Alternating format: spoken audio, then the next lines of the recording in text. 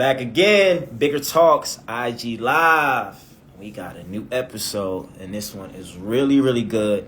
And you guys really need to listen and pay attention this entire interview. And the guest I have on today is Jessica Alba. She is an award-winning journalist, a storyteller, and a media trainer. She's been on Good Morning America, USA Today, CNN. I mean, the list goes on and on. And she also has a book out. She's a best-selling author. And the book is Unfiltered. Look how to be happy as you look on social media. I think, that's the title. How to be as happy as you look on social media. Because a lot of us look happy, but we don't feel happy. So Jessica, waiting for her to come in, and we're going to have a good interview. Jessica Alba. Let's see. There she is. Hello. Hey, how are you? I am great. How are you? It's so good to be with you. I know, I'm phenomenal. Thanks for being on. I appreciate you so much. How's your day? It's good. I have family in town who I haven't seen in 3 years because they were abroad, and then with COVID, it was hard to coordinate. And I'm running an art camp at my house for a group of 4-year-olds, and I'm a little over 9 months pregnant. Oh, congratulations. Thank you. So it's a little hectic here, but that's how we like to do it. I love it. Well, I just want to say thank you for being here. Thank you for being available and taking the time and giving your energy and insights, because you've done so much. And I just want to say I appreciate you, because people in your space make people like myself and others scale their life in their business. You're a media trainer, a storyteller, and an award-winning journalist. So before we get into details about everything that you do and provide, because I also know you do one-on-one coaching, you're in the PR space, maybe marketing. How did all this come about, and where did this start? Where are you from? You're from Pennsylvania, I believe, right? Yeah, you're so good. So I grew up in Bethlehem, Pennsylvania. People, when they hear that, they're like, oh, where Jesus is from. And I'm like, different Bethlehem, but really close. And I wanted to be a talk show host since the time I was 9 years old. And I wanted to be Phil Donahue. So a lot of people don't even know who Phil Donahue is anymore. So that's totally showing my age. But I would line up my dolls as a kid, and I would do these mock programs, should Barbie and Ken get back together, and where should they send Skipper to school? Like all of these crazy ideas.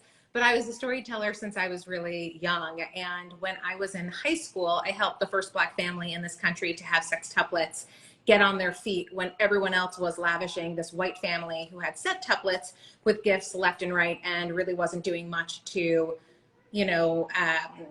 be as kind and generous to this family as they were to this family. And as a result, at 16 years old, I led this really big initiative on behalf of my junior class, and we were able to get in touch with the legal firm representing this family in DC, get them everything that they needed at that time. And because we took the day off from school and brought all of the gifts that we bought this family that they needed to them in person, other media outlets started to cover this family. And by the time we were done, they got a house and a van and education taken care of for the children. And I got to see at that stage of the game that I was really on the right track. So this goal of being a talk show host wasn't to be famous, it was to help tell people stories. And that's because Phil Donahue told these people's stories so well, or helped people get the resources and advice they needed to get on their feet. And then when I had my own experience with the media and I saw how powerful storytelling can be and how it can help people for good, it made me want to be in this business. I spent a lot of time covering bad people doing bad things. That was never the highlight of the career by any means. And Phil Donahue, to people who don't know the name, I don't know the person, can you kind of give us a synopsis of who he is or who he was? Yeah, so he was just a talk show host who would have like Oprah and Dr. Oz and Dr. Phil would, in today's day and age, he would have guest psychologists on, and people would sit on the set and bare their souls. And I felt like anyone at home who would have some sort of connection to that person's story, if they were listening to that person get advice, if that person felt better by the end of the episode, there was a really good chance that person at home felt better by the end also. So it made me think, okay, well, how can I tell one person's story at, a given moment and be helping millions of people at the same time. And the way that I was able to do that for 20 plus years was working in TV news. Wow. Well, yeah, congratulations, because you have, what's going on.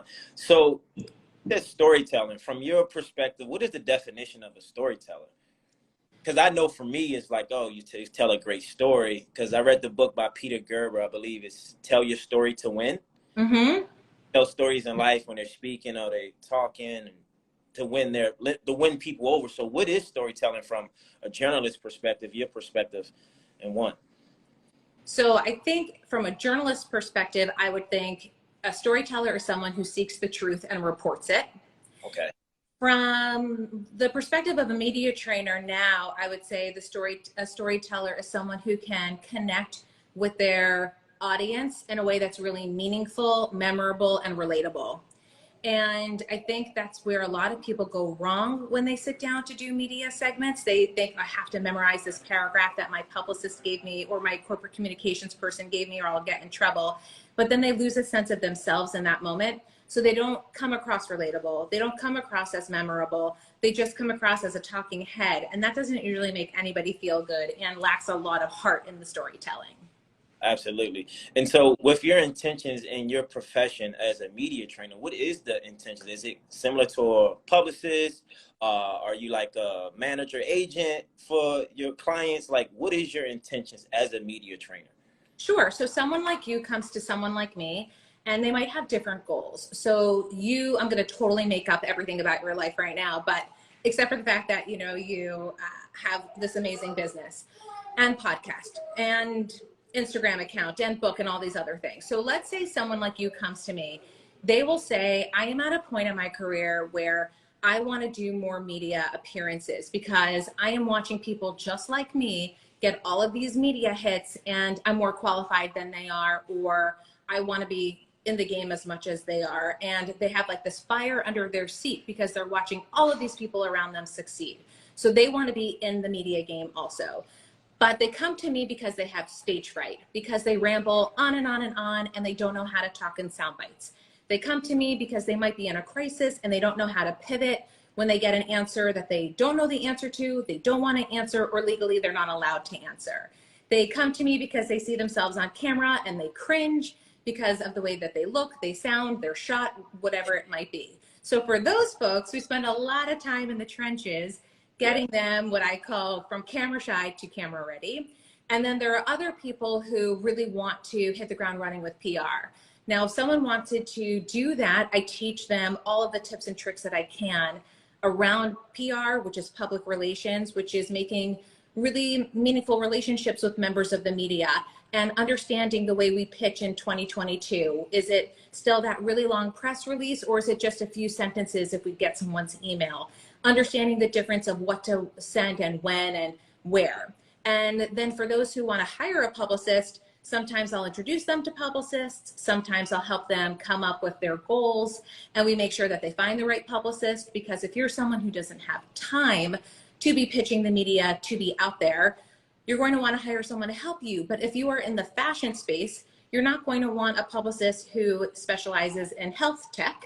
Just like if you are an app, you're not going to want someone who does beauty PR. So we make sure that people find the right publicist.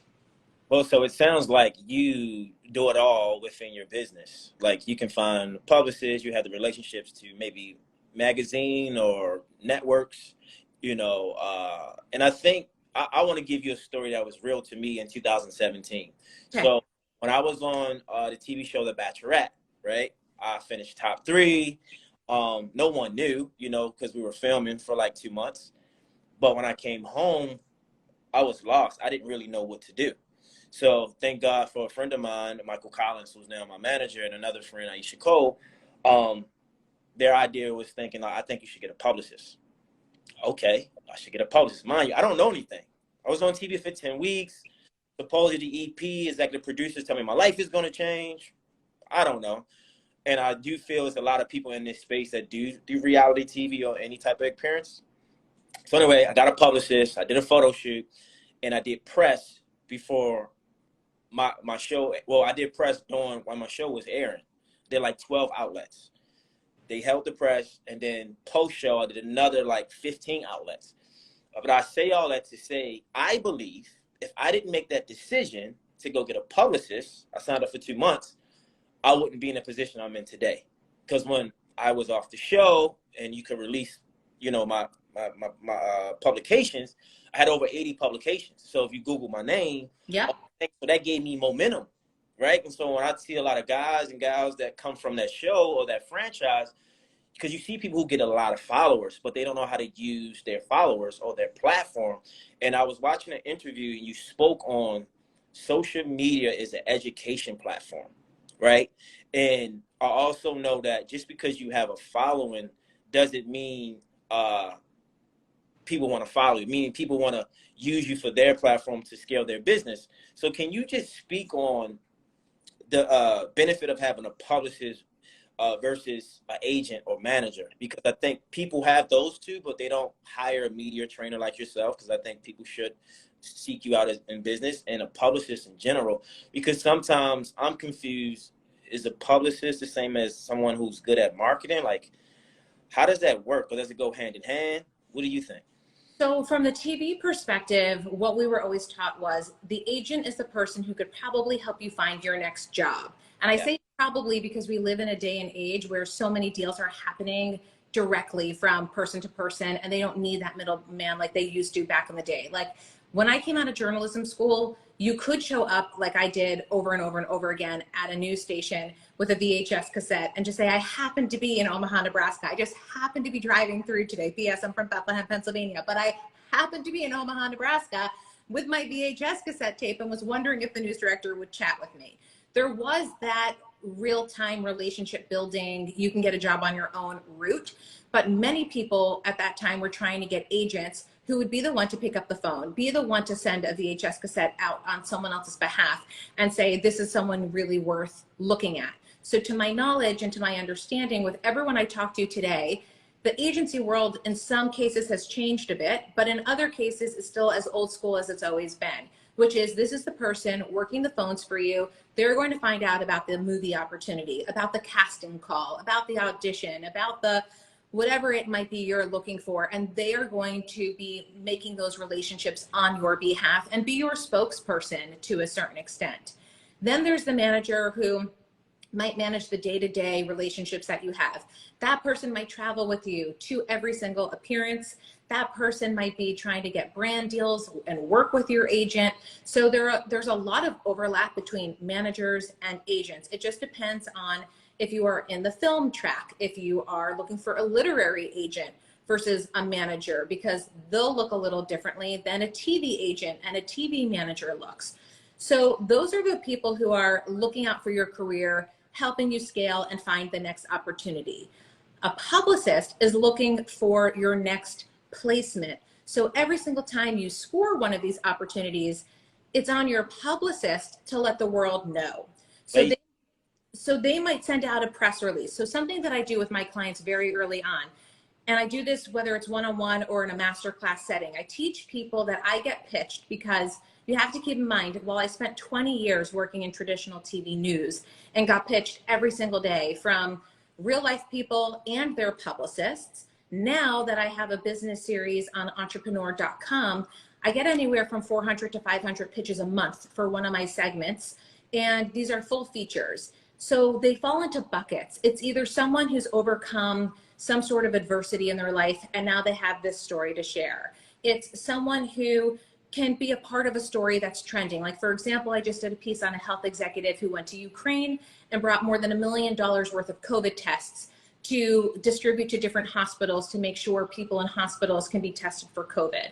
So that's more of like a breaking news type of story, because it was pitched to me right after the war broke out. So that made sense at that time. There are a lot of different reasons why you might be pitched. And a publicist, a good publicist, will look at someone like you and say, Eric, you are so much more than just a contestant on The Bachelor. You are this, that, and the other. So we can pitch you for Small Business Saturday, and we can pitch you around Thanksgiving because of your giving back component to what you do. And we can pitch you in January when it's New Year, New You, or February around Valentine's Day, because now it's like five lessons from a seasoned bachelor or whatever it might be. So a publicist will help you think of these ideas that go outside of the scope of your day job. Got it. And thank you for that information. So what do you think, what's the difference, or how important is public perception versus publicity, right?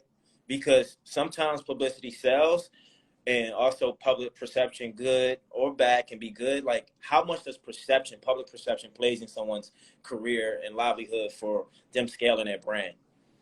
So this is a really personal question, and I always ask people in the beginning of working with me, why do you want PR in this moment? Like, why do you want press today? Is it because you're launching something? Is it because a book is coming out? Is it because you are the number 2 at a company, but you really hope to be the number 1? So you need some street cred to show how valuable you are to a company and use that to advance. Are you trying to sell your company? Are you in the middle of fundraising and you need to show investors that you are worth their time and money? So you want to ask yourself, why do you want press? And then what do you want that exposure to do? And what's your metric of success?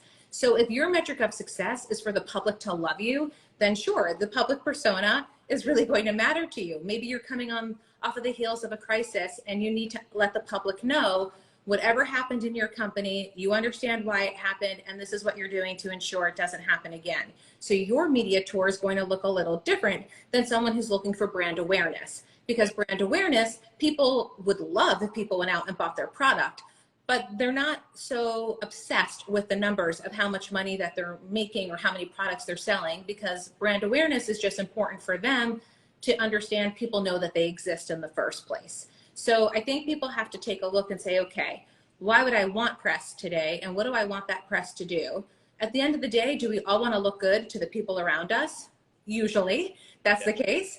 Even when I did research for the book, our brains are wired to care about what people think about us.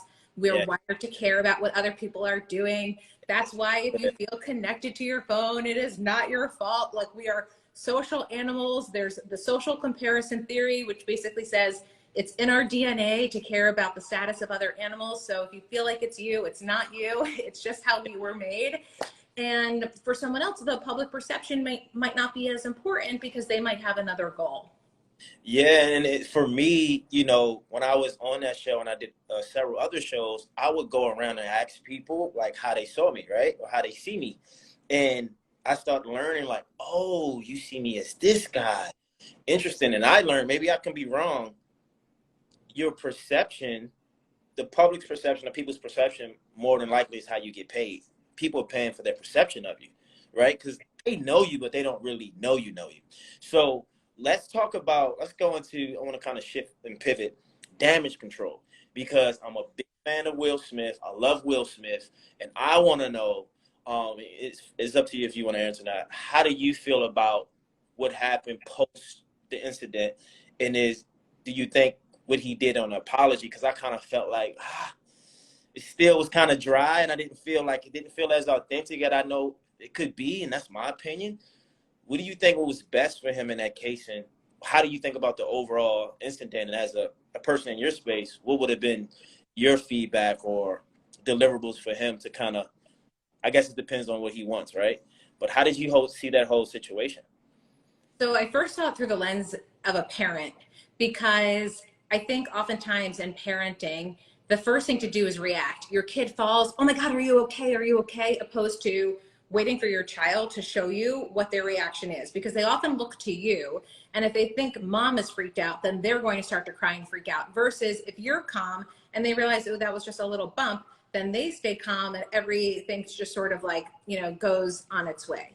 So when that happened, the night that I watched it unfold like the rest of the world, my first thought was, I wish that there would have been a beat, which is really hard to do in life, and I totally appreciate that. But I wish that there would have been a beat of just, you know what, I'm going to go up and I'm going to take that microphone and I'm going to say, I actually have to stop you. If he was going to get on the stage at all, let's just preface it with, if he was going to get on that stage, my first thought was, I wish he would have gotten on that stage, taken the microphone and said, I'm going to interrupt you because I want to explain something, and I want to tell the world right now how bold and brave and beautiful and strong and what a fighter my wife is, and I want to tell you about this. And then, Chris, enjoy your speech, or whatever it was. Like, I wish, because you could have made the whole world go quiet and like just kind of shut up the whole, like seen if you really wanted to do that with your words in the most powerful way. And instead, that's not what happened. So to answer it from like the initial days was, I wish that there was like that pause of a parent when like your child drops something and it breaks, instead of going like, oh my gosh, and just saying, okay, that's an accident. Things happen, not serious. Are you okay? I'm okay. Everyone's fine.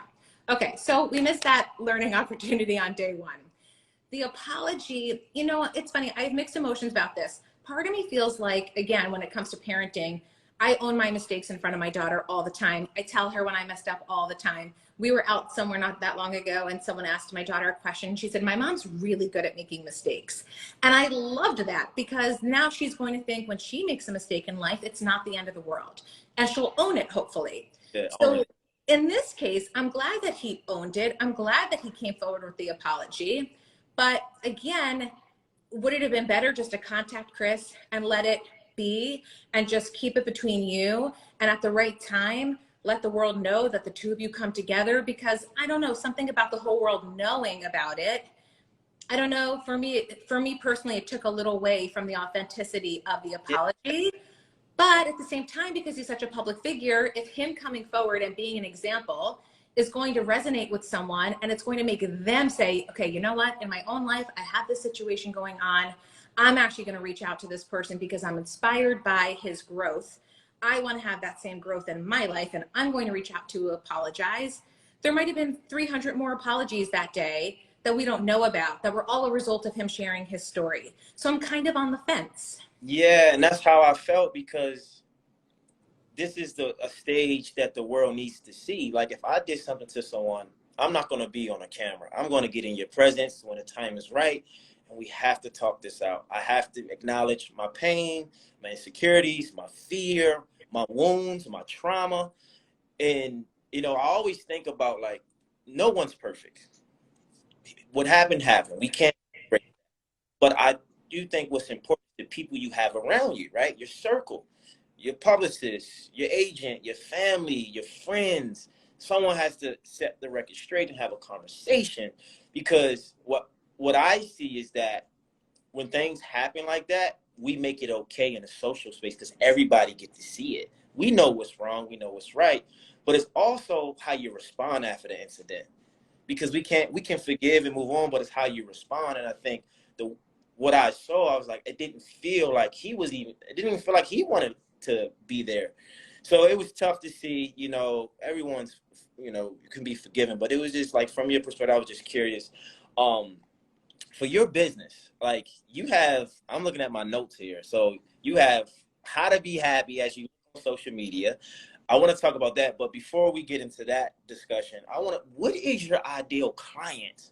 I want to be very intentional about your ideal client, because, it was like, oh, she does media training, and like, do you want 18 to 24-year-olds, 35 to 44-year-olds? Do you want company when you, because I know people here that's going to be listening and watching. I just don't know, who is Jessica Ibos? Who is your ideal client? Why?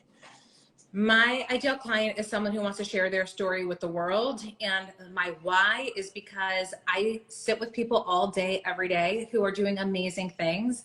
And they are saying no to opportunities because they are afraid to put themselves out there. They are saying no to opportunities because they don't think they're worthy or deserving of those opportunities. They think the person next to them is more qualified, so they don't raise their hand.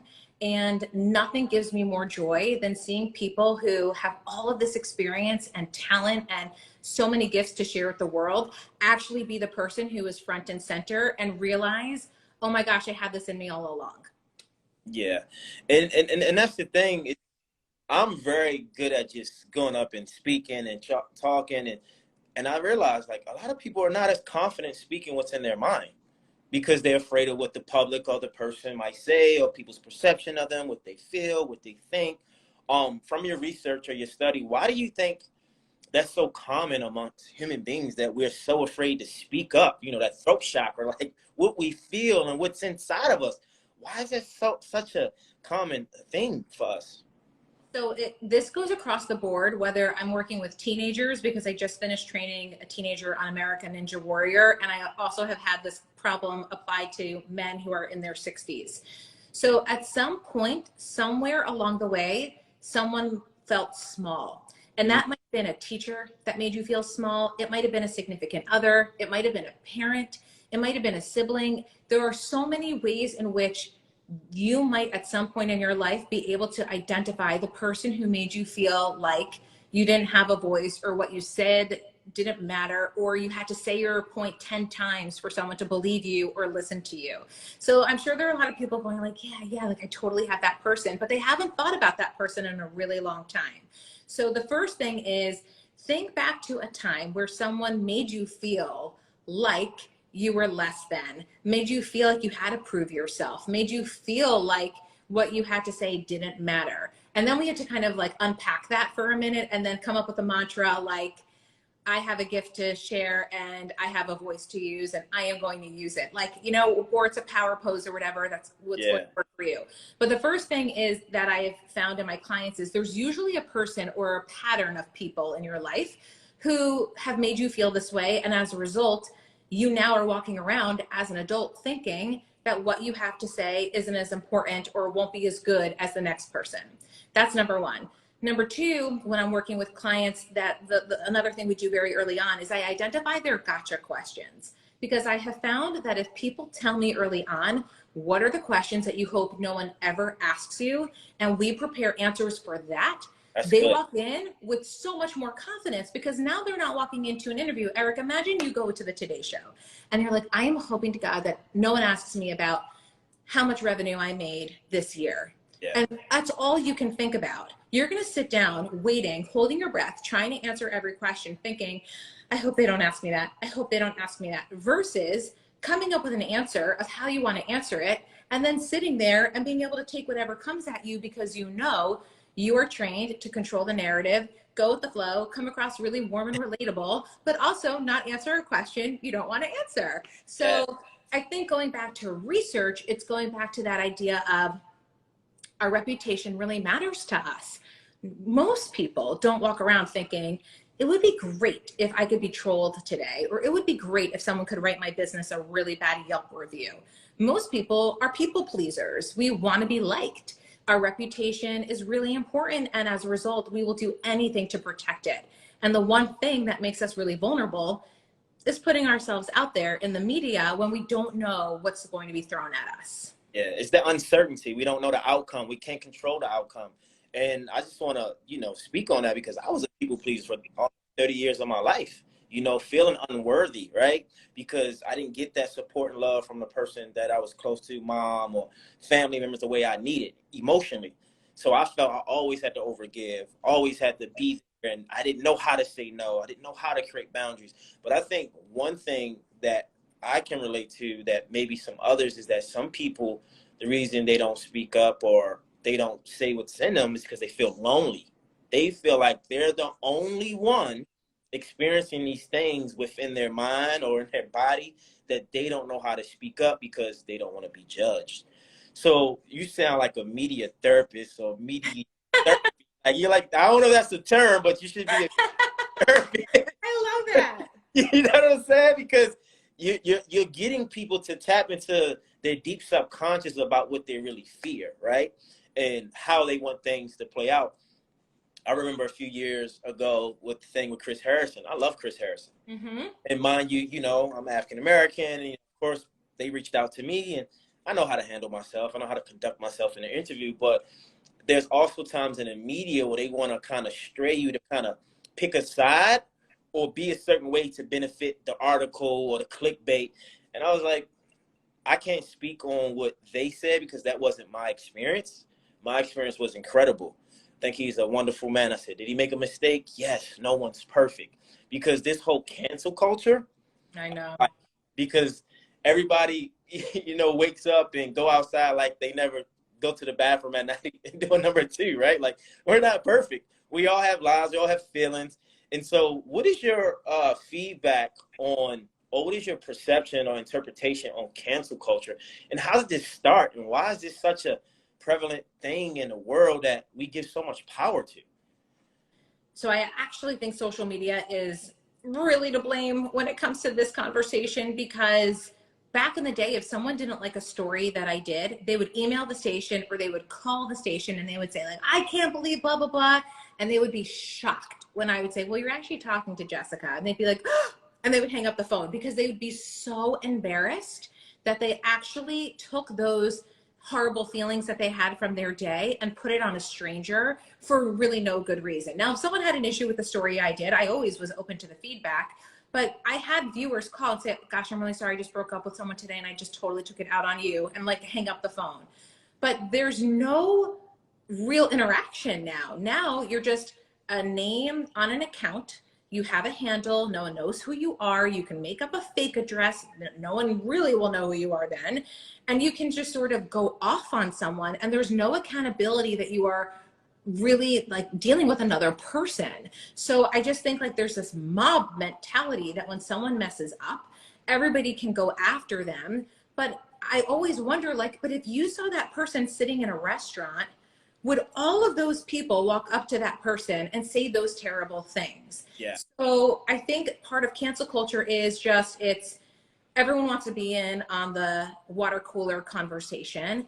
It feels good to like, you know, jump in on the bandwagon and like be against someone. You know, I remember working in a newsroom that was extremely toxic, and there were a group of women who didn't see me working on a story behind the computer, and they were trashing me as a human. And I walked up and I said, well, it's good to know how you really feel about me. And I packed up my stuff and I left. Oh my God, I got emails. We weren't really saying that, blah, blah, blah. And I didn't say anything. I came to work the next few days and I did my job as always. And then one of them pulled me to the side and she said, you know, I was talking to my husband last night and I just said to him, Jessica's never done anything to me, but someone else has an issue with her for whatever reason. And I still don't know the reason to this day, but it was just easier. It gave us something to bond over, to just not like her. And I got caught up in it, but I have nothing to not like. Like, she's always been nice, but people just do that. It's easier sometimes to like bond at a low vibration than it is to like be your best self, because being your best self goes back to the parenting example. You know, like people will say to my husband and to me, God, you guys are the most patient parents. It's not that we're the most patient parents, but we really work at saying, okay, I'm going to take a minute. If my daughter's having a tantrum, instead of saying, you're fine, be quiet, let's go. It's, I see you're having a really hard time. I understand where you're coming from. But let me tell you, at the end of the day, we're exhausted because all of that takes so much more work than just snapping. And I think same thing with cancel culture. It's so easy to just be like, where, opposed to, wait a minute, tell me more. I want to know your side. I don't understand your perspective. Can we have a conversation? Or maybe there's more to this story. Like maybe this person, what they said got taken out of context and now I hate them for no reason. And I'm like talking about them for no reason. But when I find out the whole story, I realize, wait a minute, that's not what they said at all. And, you know, I kind of joined this mom mentality just for the sake of doing it. And that's not healthy. Yeah, you know, a lot of projections of people's reflection of what they see and what they think of you. They don't even know you. Yeah. Like 5 years ago when I was in my DM for probably like 30 minutes giving someone's my energy, they don't even know who I am. And it's tough because you feel like you got to prove yourself or explain yourself. So as I've gotten older and grown, I realized like I don't give no one my energy. I don't even feed into that because I understand they don't even know what they're talking about. They're just projecting from what they're reflecting, what they see or what they can't see. But I wanna ask you a question because I have some people in my life that I know they've been growing and following pretty fast and pretty rapid, right? One is a woman. She's a news anchor. Her Instagram following is grown, and she told me, she was like, it's so much hate, so much negativity, and it's so frustrating and it's harmful. And I was like, listen, I get it, it happens, but don't let that dim your light. Keep pushing, keep going, keep growing. Then I have another friend. She's like in the neuroscience space, and her following is just blowing up. And she's like, she gets so much hate emails and things of that nature. So people that's in that space of growing their account and they're opening up and they're being vulnerable and they're showing up and letting people see who they are in their space of working or life. What is your feedback for them to deal with that negativity or that hate? What is your suggestion that they could do?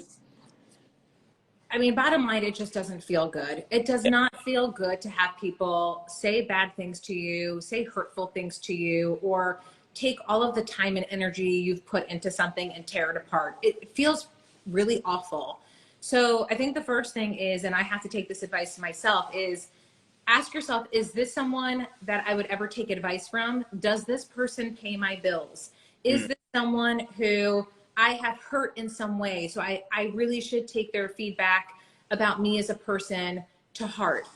Is it feedback, if I don't know this person, that can make my business or me better as a person? Because maybe I said something and I shouldn't have said it that way and they're teaching me something. But if it's hate just for the sake of hate, and it's maybe a bot that you don't even know it's a real human, you have to remind yourself that you are a human being, you are doing your best, and you are the person in the ring. And as a result of being in the ring, all eyes are on you. It's very easy to be in the stands and to have a lot of opinions of the person in the ring. But to be the person who is going in every day, getting the bruises and putting up the fight and falling down and getting back up, it's really hard to be that person. So I want to say, if you are that person who was willing to put yourself out there to begin with, and you do it day in and day out, kudos to you. We are all in this club, and you have the people like us who are with you, cheering you on, saying, try your best to let the other stuff go. Knowing that that's hard, surround yourself with the people who matter to you. Have those outlets that are really healthy, whether it's music or meditation or going for a walk or playing with your dog, whatever it might be, to ground you and bring you back to reality. Chances are in 5 years, you won't even remember this person's name. Right. I mean, not that long ago, I was trying to think of a name of a bully, and I'm like, I can't even remember their name. And this is someone who like made me miserable. When you're a nice person and you want to see people succeed, people don't like that sometimes. Why is that? I don't understand that.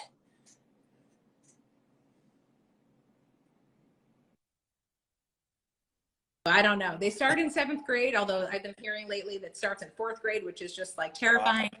But you know, maybe it's like behavior or something. I don't know.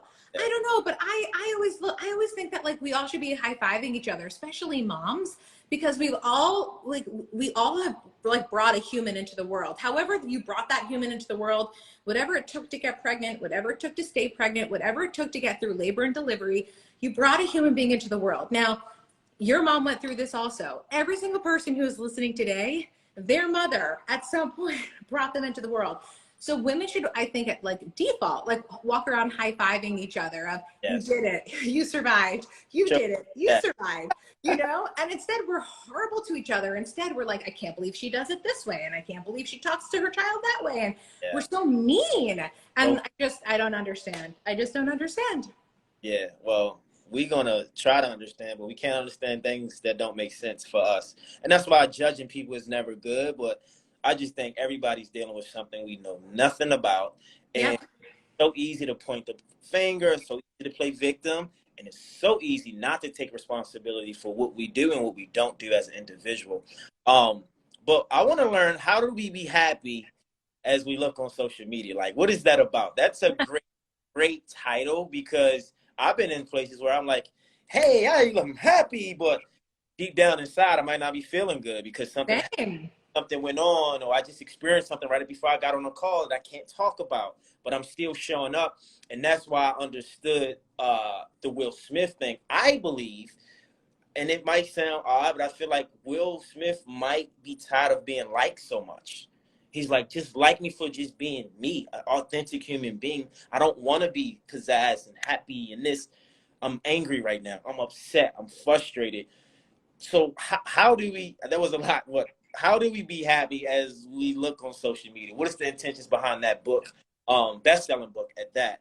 Give us the scope. That's a great title, again. So I was giving a lot of speeches at the time, and people would want to talk after a speech, and they would all say the same thing. Every time I go online, I feel really horrible about my life and blah, blah, blah, blah, blah. And the book was supposed to be called Chief Empowerment Officer, How to Be the CEO of Your Life. So Chief Empowerment Officer, how to be the CEO of your life. And I called them and I said, listen, like, I hate the title. It's too rah-rah. No one feels that way right now. And I wanted to change it to Unfiltered, How to Be as Happy as You Look on Social Media. And they were like, fine. So I ended up rewriting the whole book in like 6 weeks as a result, because I felt very motivated to tap into the psychology relationship to our technology. So what was the link between the two?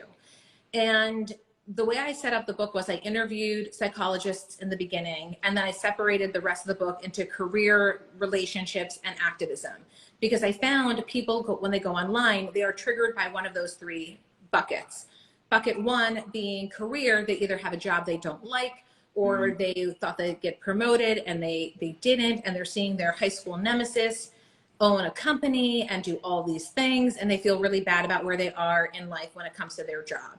Then there is the relationship category, whether you are the only person in your group of friends who is single, you're the only person in your group of friends who's living at home and everyone else has their own apartment, or it's your group of friends from high school is still a group of friends, but somehow, somewhere along the way, like, you got put outside the circle. There are all these different relationships we have with friends, then with significant others, and other relationships in our lives. And then the third is, a lot of people feel triggered by when someone's doing a 5K for some sort of charity, and they feel, I don't know what I'm passionate about. And here's this person who's willing to, like, put on sneakers and go for a run and raise money for a cause. And here I am, like, woe is me. Like, how am I making the world a better place? I'm not making the world a better place. And, you know, they get in this downward spiral of, you know, I don't even know what's meaningful to me, or how do I turn my pain into purpose, because I am someone who has been through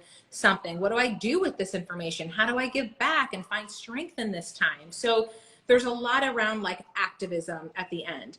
And in terms of how to be happy, the book wasn't really so much about making people happy by the time they're done reading it, as much as it was designed to give people a blueprint for whatever situation might trigger them, to help them go from where they are to where they want to be, with tips and tricks from people who identify with being triggered by that very category. So let's say with the relationship chapter, I brought in a small business owner who was able to talk about what it's like to date your career to build a multi-million-dollar business. You know, so it's not just stories from me, it's a lot of stories that are curated with expert advice, with you know, that psychology touch, so that people understand, wait, what is happening to my brain when I'm feeling FOMO? Like, why does my brain even do that to begin with?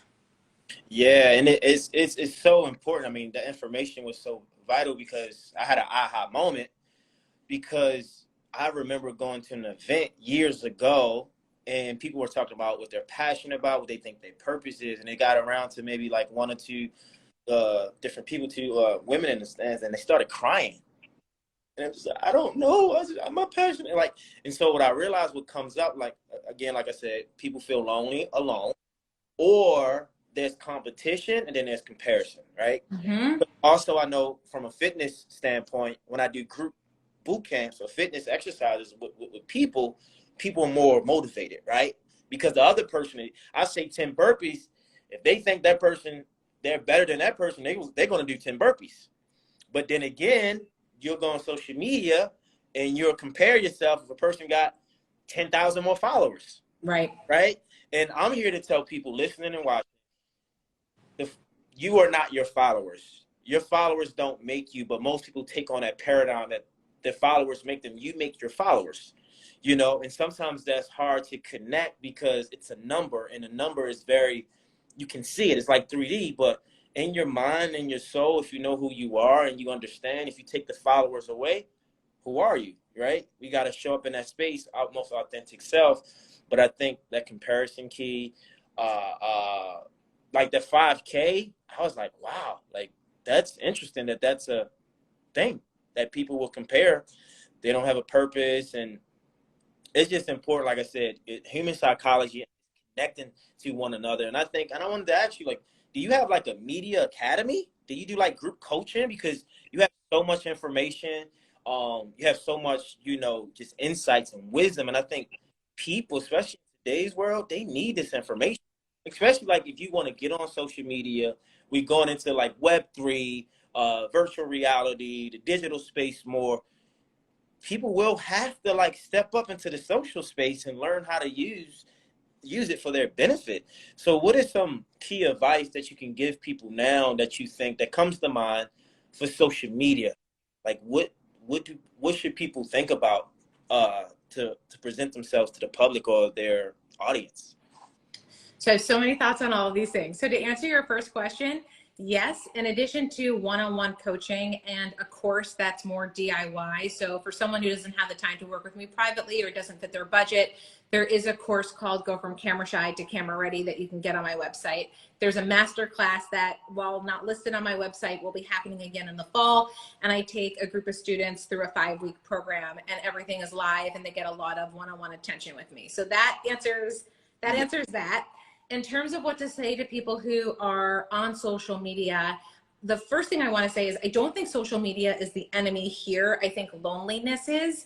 And I think when we go on social media because we're standing in line at the grocery store, because we're waiting, for a date to show up at a restaurant, our first inclination is to just pick up our phone and to get sucked into this world so we feel less alone, because now we're engaging with someone. We're going to see if someone liked our selfie earlier that day. So we automatically feel like we belong, when maybe in real life we feel a little bit awkward or we don't feel like we fit in. So keep in mind, why are you going on your phone to begin with? And when are you going on your phone? Would it behoove you to maybe just wait in line for 5 minutes and talk to the person in front of you or the person behind you and have a moment of real interaction with someone that day? A lot of us work in spaces where we're either working at home and we're remote, or we work in office jobs where we're busy talking to people all day long, but we don't have any interaction with other people because of the work that we do. So maybe that 5-minute conversation might be something that makes you laugh or smile, but had you been on your phone and looking at your ex from high school, buy this mansion and you just missed your rent, wouldn't happen because you were actually living your life. So be cognizant of when you're signing on and why. And then the tips from psychologists are turn off your alerts so you don't get those dinging and buzzing noises all day long, which increase our anxiety of, am I missing out? Maybe someone did post and I didn't see it, so I'm going to check and refresh. Yes. Have limits on where you use your phone. Say, okay, I'm not going to take my phone to the bathroom for just one day. I'm not taking my phone to the bathroom for one full day. Or to the bedroom. I'm going to charge my phone outside of the bedroom for just one night. Or I am going to turn my phone on airplane mode during dinner so I don't even see any of these alerts pop up and get distracted from my family. So there are a bunch of things that we can do to monitor the way we use our phones. But something that I have done since moving to LA, because I was a little sad after I met my husband and I realized I would be the one to move from New York to California and not the other way around, I had to make peace with the fact that in my newsroom, there were all of these opportunities happening for my entire team. And I had one leg out the door after being there for 10 years and was going to miss out on all of it. And I had to make a decision. Am I going to watch everyone's life unfold and be sad? Or am I going to live my life in LA and embrace all that was to come? And I turned social media for me into that educational platform and tool, because my business has expanded and evolved and pivoted. And so many of the amazing things that I know about business, about scaling, about growth, about IP, about even parenting, all comes down to the fact that I follow experts who are trained in these respective fields. That's great. A lot of the quotes that I know, and don't worry, I am a recovering people pleaser myself. The reason why I know as much about people pleasing as I do is because I follow some of these amazing therapists and I'm like, oh my God, that was me. That was totally me. Those are words that have come out of my mouth. And then they tell you things to say instead. And you're like, I am like a walking genius. I know so much, but it's because I'm being fed all of this wonderful information from people who spent the past 20, 30 years in this field that I am not about to go to school to study anytime soon. Yes, that's beautiful. Yeah, so Jessica, I don't want to take too much of your time, but before we get off here, can you, if you had a vision of the world uh, for what you would want to see, what would it be and why? And what's one thing you wish for women in business Oh, would change? oh my God, I need a whole other hour with you, Eric. Okay. So I wish to live in a world where we can go to movie theaters and schools and places of worship and baseball games and parks and anywhere we want to go and feel safe and not be threatened by any kind of violence. That's number one. Number two, I wish to live in a world where everyone has all of the rights available to them to live the life they love that will make them happy, healthy people. Number three, for women in business, I wish that we would learn at an earlier age how to negotiate and charge what we're worth and not over apologize and over analyze and undercharge. Yes. And I think that was everything. Did I miss anything in there? Yeah, that was you're good. Yeah, that because I'm in a space where I'm seeing so many powerful women, and my intention is to empower all women, but also I want to help men step up in their vulnerability and in their emotions and their mind to like open up a little bit more, express yourself. Like Will Smith situation like this, I feel like that's a situation where he probably didn't know how to express himself in the moment because maybe he was triggered and he didn't know and he reacted instead of responding. Like, be more delicate and have more compassion for yourself. But I think, and overall, I just want to say thank you again for your information, because your information, I'm pretty sure, changed a lot of people's situations that they have thought about or they're going through in the moment. And we need more people like you in the world. I don't know anyone like you. I mean, there's no one like you. But in your space, I feel like you're a media therapist. Like, that is so nice. And I'm so happy that we connected because I feel like we are going to be yeah. friends forever and ever and ever. You're in LA, right? I am. What part of LA are you in? Are you in the Valley? Or are you on the west side? I'm not too far from the Grove. So I'm like right centrally located to meet you, for coffee at like a bazillion different coffee shops, etc. So a lot of work out of Soho Works. That's where I'm at actually now. So I would love to be over there or Soho House. But yeah, I mean, we got to talk more. I have so many ideas and so many things I want to say, but just have this time. But I just want to say thank you. Is there anything you want people to know? People go get the book, How to Be Happy, as you look on social media, Unfiltered by her. Everything is in your website, right? Or your link tree? Yeah. Everything's on website, LinkedIn. I have a guide called Get Pressed with Jess. It's a free guide. It's like my starter kit if you want to take on your own PR or you want to educate yourself on what a publicist should be thinking about. You can just download that by going to my website. The course right now is $100 off. It's usually $479. Right now it's $379. The last thing I'll say, just to go back to the advice for women, is if you are a woman who is single and you are told that you are too ambitious or intimidating or all of these other things, just hold out for the person who will be your business partner and life partner all rolled into one. I married my champion of all champions. He's a unicorn, but I don't have to be any less of me on any given day because he loves me for exactly who I am. And that is what I wish for everyone out there, male, female, whoever you're going to partner with. Just find the people who will support you and be your cheerleaders and be in the mess with you, because being an entrepreneur is extremely messy. And do not apologize for loving what you do. Don't apologize for loving what you do, for being yourself. And listen, we need more ambition women because they get things done. They get done. They know how to execute. Hey, anybody that's on my team that's a woman, they get it done. Especially my publicists, the Anderson PR from years ago, to like some of my close associates and people in my world. I love them because they get things done. They're intentional and efficient. So, ladies, stay ambitious, be strong, create your boundaries. No, you can say no to the people please, because I had a problem saying that for years. But now I can say no without feeling any type of guilt or shame. We need a club. It's like people pleasers unite. Yes, yes. I tell you, man. Yeah. There's a lot I hope I teach my daughter, but how to not be a people pleaser is definitely on my list. Yeah, and feeling worthy and know you're worthy and know you're deserving of everything you work for and then some. But this was great, Jessica. You have a phenomenal evening. Thank you.